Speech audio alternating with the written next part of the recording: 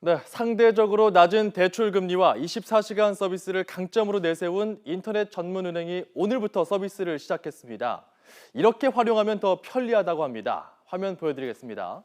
자, K뱅크 고객으로 가입해서 이 고객이 돈을 뽑고 싶을 때는 지점이 없죠. 그렇기 때문에 편의점에 가면 된다고 합니다. 점포가 없는 대신에 GS 리테일이 K뱅크 지분 10%를 갖고 있기 때문에 GS25에 가서 현금 출금기에 계좌번호, 비밀번호를 입력하면 수수료 없이 현금을 뽑을 수가 있습니다. 자, 송금도 간편합니다. K뱅크 가입자가 타인에게 돈을 보낼 때는요, 앱을 구동하지 않아도 스마트폰 문자 메시지로 샵 송금 5만 원 이런 식으로 문구를 입력해서 문자를 보내면 입금이 됩니다. 독특한 이자도 받을 수 있는데요. 예금 이자를 현금 대신에 2배 수준의 금액에 해당하는 온라인 음악 감상권으로 수령 가능합니다. 이러한 편의성이 여러 가지가 있지만 반쪽짜리 은행이 될 수 있다는 우려도 사라지지 않고 있습니다. 자세한 내용 이대건 기자가 보도합니다. 국내 1호 인터넷 전문은행인 K뱅크가 공식 서비스를 시작했습니다. 철저한 비대면으로 365일 24시간 서비스 이용이 가능합니다.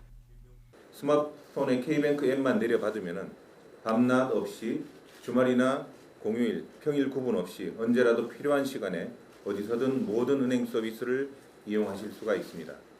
시중은행과 다른 경쟁력의 핵심은 바로 금리입니다.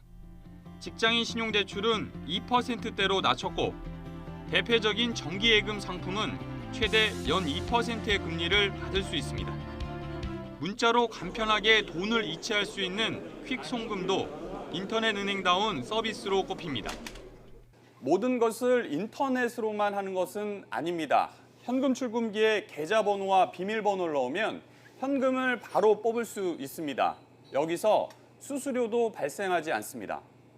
2호 인터넷 은행인 카카오뱅크도 본인가를 앞두고 있습니다.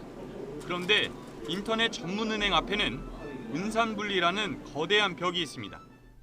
재벌의 사금고화를 막기 위한 은산분리는 산업자본이 의결권이 있는 은행 지분을 최대 4%까지만 보유할 수 있는 규정인데 금융당국 승인을 얻더라도 10%까지만 늘어납니다. 이 때문에 대출 영업을 위해 필요한 증자 자체가 어려운 상황입니다. 이를 해결하기 위해 의결권을 최고 50%까지 행사하도록 하는 등의 방안이 추진됐지만 국회의 벽을 넘지 못했습니다. 결국 새로운 정부가 출범해야 인터넷 전문은행의 특성을 100% 살릴 수 있는 제도 마련이 어느 정도 가능할 것으로 보입니다. YTN 이다운입니다.